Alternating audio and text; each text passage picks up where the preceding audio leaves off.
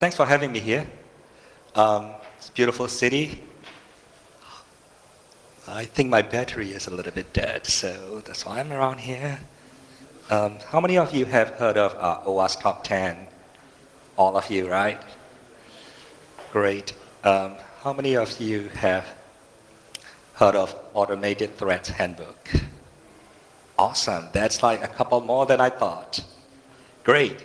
So OWASP is known for OWASP Top 10. OWASP Top 10 tracks web application vulnerability issues that are associated with weaknesses in the software like SQL injection or injection type of attacks and so on, right? And that gets refreshed like every 3 or 4 years now.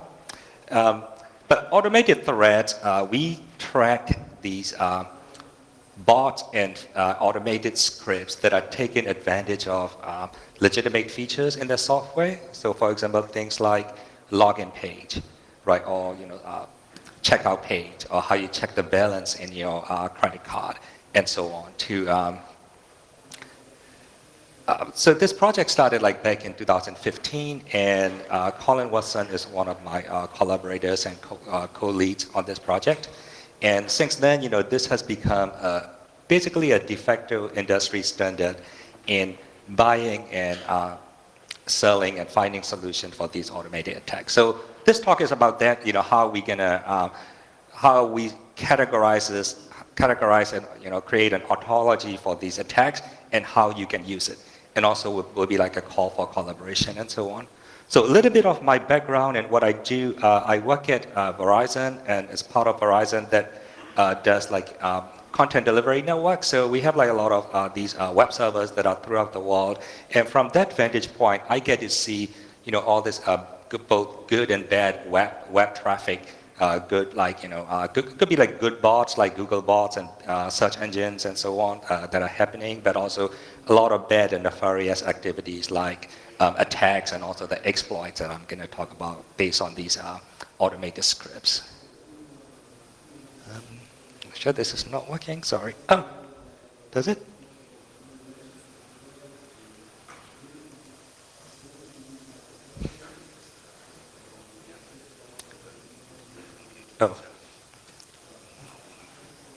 Oh, does it have it?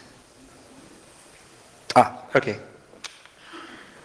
So this is the agenda. I'll start with why we started this project, in addition to OWASP Top 10 and all the projects that OWASP has, and what this project is about, and we'll kind of deep dive into the ontology that we have created, and then use cases, and what are the threats, and what the countermeasures are, and a little bit of a roadmap on what's next with this project and this handbook. So the problem is this. Right here, we are in 2019. We have secure software frameworks, and we also have secure software development lifecycle practices and so on. So from the InfoSec point of view, from the AppSec point of view, right, things are doing great. We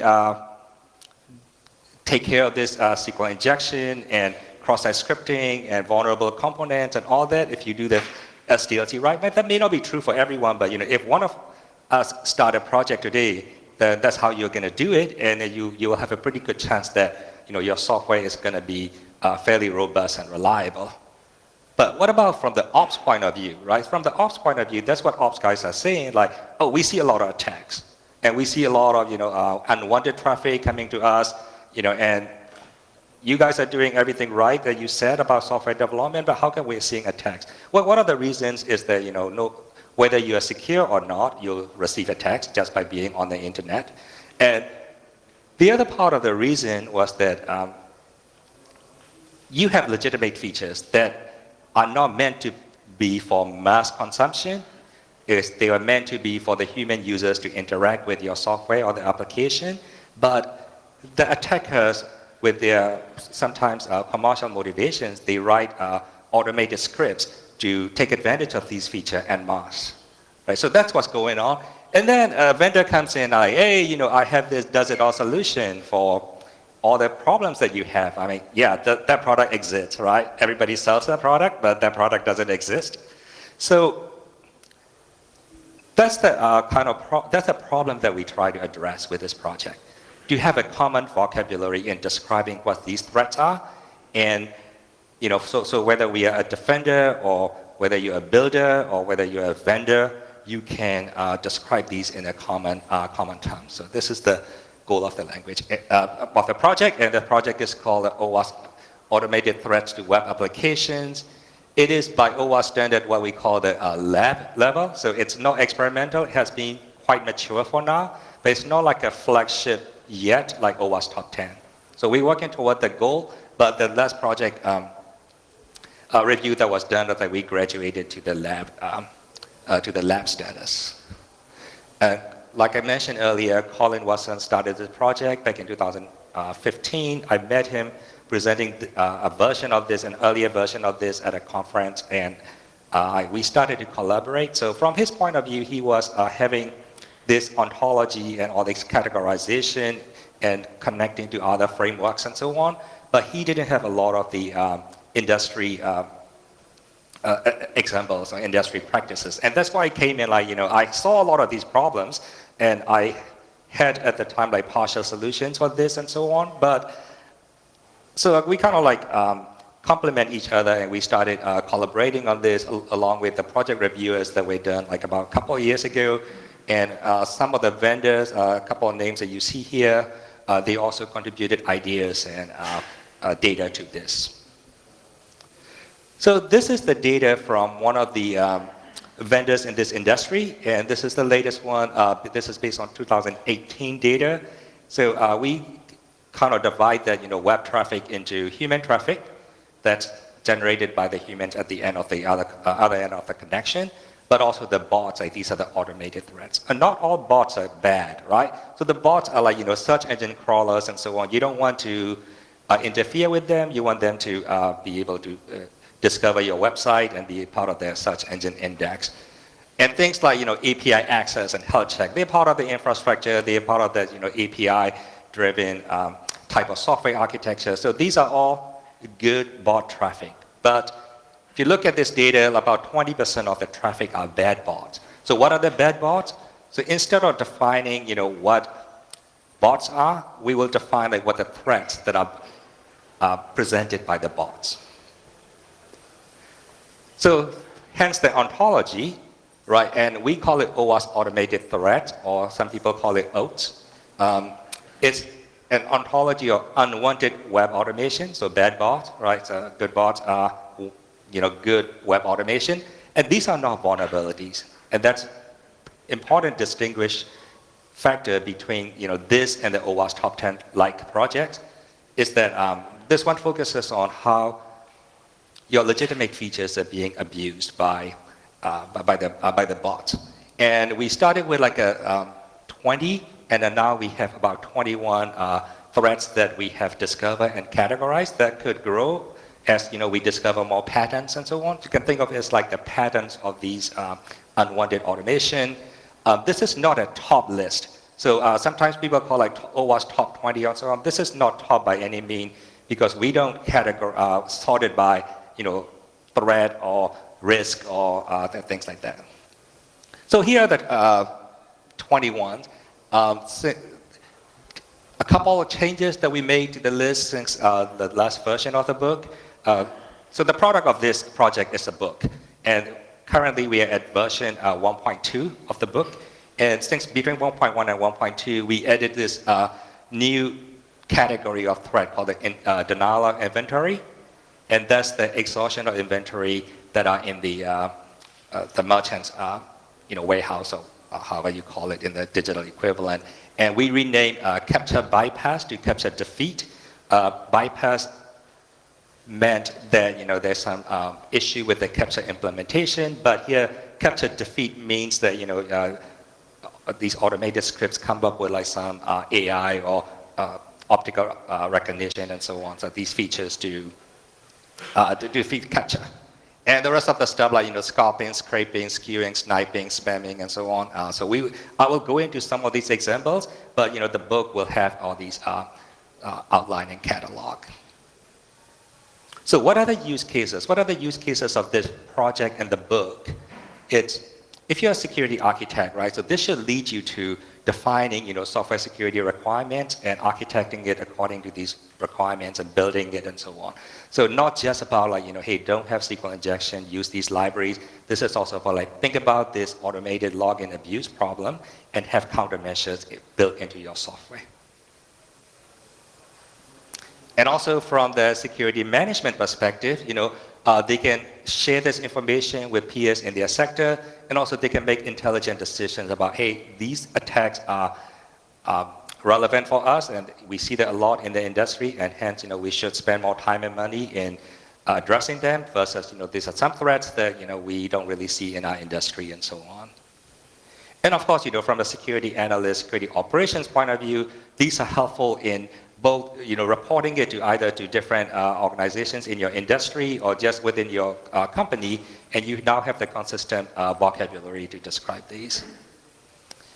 And of course, when this also helps the penetration testing or the red teams, not only that they need to discover these vulnerabilities like in traditional ones, but also they need to have an eye toward what kind of legitimate features can be automatically abused. And especially, when you start a vendor relationship, and when you start, asking for bids and quotes and so on, this purchasing department can start using that terminology to like, hey, we need solutions to address these threats. And Mr. Vendor, do you have the solution? Instead of like, having to buy this does-it-all solution. And of course, this will also help vendors in a way that they can describe their services and products in ways that, we all understand. So as of 2019 today, what's new? We published the latest 1.2 version of the book about a little more than a year ago. And like I mentioned earlier, we added a new category of threat called the denial of inventory, and we renamed one. We did some cleanup in the typos and type settings, and some clarification on some of the countermeasures, like how we describe it.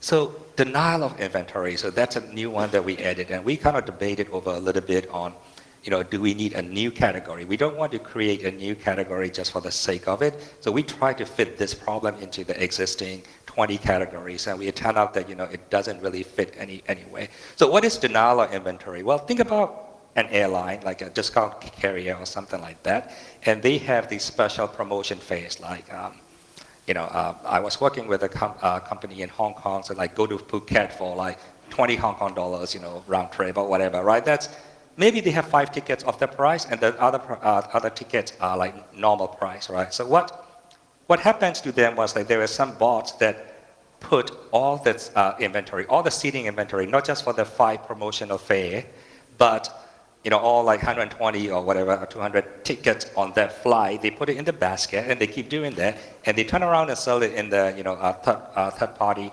market at the regular price or a little bit less than the regular price, and only when they have that buyer on the other side, they turn around and buy it from this airline's website, right? So from airline's point of view, yeah, the ticket got sold, but it didn't get sold to the right person. But as a side consequence, all the tickets that are available are held up in the checkout basket for however long they time out. But if it times out that these are bots, right? So they're gonna put it in the basket again. So the entire inventory gets held up in the. So we created this category to describe that problem, and these are the little diagrams or the boxes and circles that we use to describe this problem. So usually the yellow ones are the assets that we are trying to protect and the type of interactions and so on. So this is basically a preview of the book, like how the book is structured. So we described the ontology, 21 now, and we added more examples. That's when I started collaboration with Colin on these. And we added also countermeasure classes. So I'll get into what countermeasures are and how we classify them into different type of countermeasures. And of course, use case scenarios in the reference. A little bit of status about this. This was last reviewed as an OWASP project. and my goal is to have it review again later this year. So let's walk through some of the examples, right? So this is what we call the account takeover. This is what usually business folks will describe it, or how it gets bubbled up to the management, like we have account takeover problem, right? But in this project kind of breaks it down into the threats that lead to the account takeover problem. So in this case, these two threats that we describe here, like credential cracking and credential stuffing, they can lead into account takeover problems. So they sound similar, but they're two different type of attacks, and hence two different type of threats. So how are they different? So this is credential stuffing, right? In credential stuffing threat, the attacker will acquire this, credentials from either from the black market or somebody breach, user data, and because we tend to reuse our passwords and we tend to use our email address as a username. If you try enough, even if you get like 1% or even 0.5% of success rate, if you try enough, you'll get enough accounts to break into that account, right? And you don't have to repeatedly do that. You can do that through the distributed way. You can kind of fly under the radar by like just doing it like 2-3 requests a minute or something like that or you can even take advantage of the botnet that you can rent to send these requests. That is different from credential cracking, and this is more like the brute force cracking, right? So you will use one account name, and then you'll password 1, password 2, password 3, and so on. And this will be a little easier to detect because you'll see one username associated with a lot of failures. But the other one, credential stuffing, will be a little harder to detect because it only happens once, right? So for me, my email account and whatever the credential that I lost, or some website lost, it'll be tried, and if it doesn't work, then there'll be another person's emails. So that's a subtle difference that you have to be mindful of when you're building that countermeasure and so on. So the similar thing, credit card abuse, right? So the business problem, like hey, my credit card chargeback rates are high, how do we address it? But the technical threats for that are like what we call the carding, card cracking, and cashing out. Cashing out is probably easier to understand, but what about the difference between carding and cracking? So one has to do with just to check the validity of the credit card, like whether that card is a valid combination of the valid format, valid check some type of credit card data, and also like if it is like a store credit card and so on, if it is still valid in that system. Card cracking is basically brute forcing, right? So it is very similar to like credential stuffing and credential cracking, but it's two different types of threats. And then cashing out. Cashing out is like where the payday comes to the criminals, right? So a couple of companies ago, I worked with this service. Let's call it like somebody who sells their time on the internet, right? So it could be like a psychic, or it could be like some advice, relationship advice, or tax advice, or you just need to talk to someone, and you call the number, and they will match. And what the criminals were doing was that they are registering a lot of accounts on both sides, right? One on the psychic side, and the other on the seekers, or the people who are seeking advice side. And the people who are buying that advice is paying with a stolen credit card, but they're the same people, so they're getting paid through the system. And although the system takes about 30% cut or whatever the high margin, but it's still stolen credit card, and you get some money out of it. So these are the type of scenarios. It could be the physical goods too. Like sometimes people get recruited to, hey, there's a job that your job is all to repack this goods, because people are sending it as a gift, and they don't want the recipient to know that this comes from Amazon or Walmart or what have you. So all you have to do is take it out of this box, put it in a new box, wrap it with a wrapping paper, and you get money. But then what they're doing is to send these goods that are bought with a stolen credit cards to this third party, and sometimes that makes it to the news. The other problem that I have seen is like e-commerce companies, their data getting skewed because there are a lot of scrapers that are running, and they always keep an eye toward what's the ratio of look versus buy, and that ratio will be off when you have a lot of bots visiting your website, right? So ad fraud is another one similar cashing out strategy. Like you have you set up your website with a lot of third-party advertisement from Google AdWords and so on, but you have a lot of bots visiting your site, so your click rate will be high and your impression will be high, and you turn around and claim hey, we serve this many impressions of ad, and so skewing is what I described earlier. And of course, having to deal with these unwanted automated traffic has stress on your infrastructure. So even whether you're using cloud infrastructure with auto scaling or you're on-prem, you have to have enough capacity, and that costs you money, right? And the technical threats that lead to this problem are denial of service.